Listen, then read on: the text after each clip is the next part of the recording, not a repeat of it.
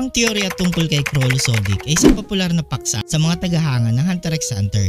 Si Chrollo Lucifer ay isang leader ng Phantom Troop, isang grupo ng mga kriminal na may natatanging kakayahan sa Nen. Sa kabilang banda, ang mga Soldic ay isang pamilya ng mga kilalang assassins. Ang teorya na Chrollo Soldic ay isang miyembro ng pamilyang Soldic ay nagsimula dahil sa ilang mga halintulad na katangian at kasanayan. Una, may parehong kausayan sa labanan at estratehiya si Chrollo at ang mga Soldic. Ang kanilang mga galaw ay malinis at maingat, nagpapakita ng mataas na antas ng pagsasanay na tila bahagi ng kanilang pagkatao mula pagkabata. Pangalawa, may ilang tagahanga ang nag-iisip na maaaring may koneksyon si Chrollo sa pamilyang Soldic dahil sa kanyang natatanging kagalingan sa paggamit ng Nen. Tulad ng mga Soldic na may mga pambihirang kakayahan, ang kanyang kakayahan sa pagpulot ng mga kapangyarihan ng ibang tao sa pamamagitan ng kanyang skill hunter ay nagbibigay ng impresyon ng isang makapangyarihan na user na maaaring nakuha sa mahigpit na pagsasanay na katulad ng sa pamilyang Soldic. Pangatlo, ang misteryo sa pagkatao ni Chrollo.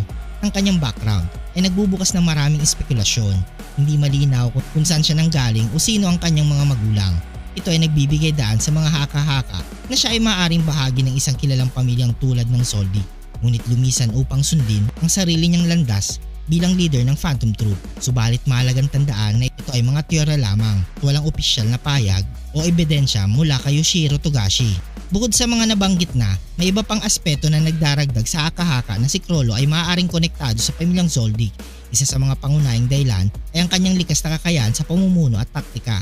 Si Chrollo ay hindi lamang mahusay sa labanan, kundi pati na rin sa pagpaplano at pag-organisa ng mga krimen. Ang ganitong uri ng katalinuhan at disiplina ay katangian din ng mga Soldic, partikular na si Silva Soldic, ang kasalukuyang pinuno ng pamilya. Ang pisikal na anyo ni Chrollo ay isa ring aspeto na nagbibigay ng basehan sa teorya. May ilang tagahanga na nagtataya na ang kanyang itsura ay may pagkakawig sa mga miyembro ng Soldic family, partikular na ang kanyang mga mata at ekspresyon. Bagaman ito ay hindi sapat na ebidensya, ito ay isang bahagi ng teorya na patuloy na binibigyan ng pansin. Isa pang aspeto ay ang moralidad at filosofiya ni Chrollo.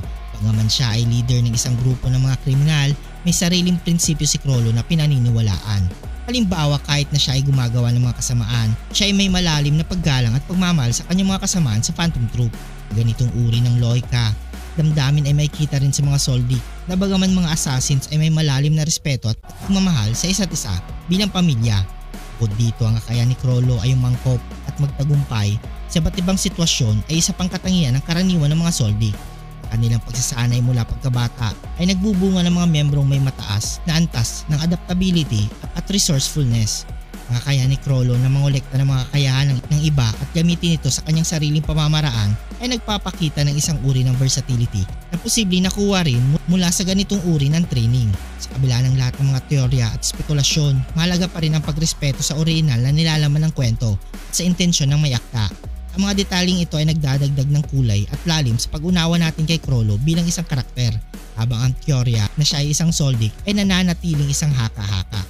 Ito ay nagpapakita ng kung paano ang mga tagahanga ay nakikisangkot at nagpapaalaga sa mga salimutan detalye ng kanilang paboritong serye. Sa uli, ang tunay na pagkatao ni Chrollo at ang kanyang koneksyon, kung meron man, sa pamilyang Soldic ay isang bagay na inaasahang masasagot sa mga darating na kabanata ng Hunter x Hunter.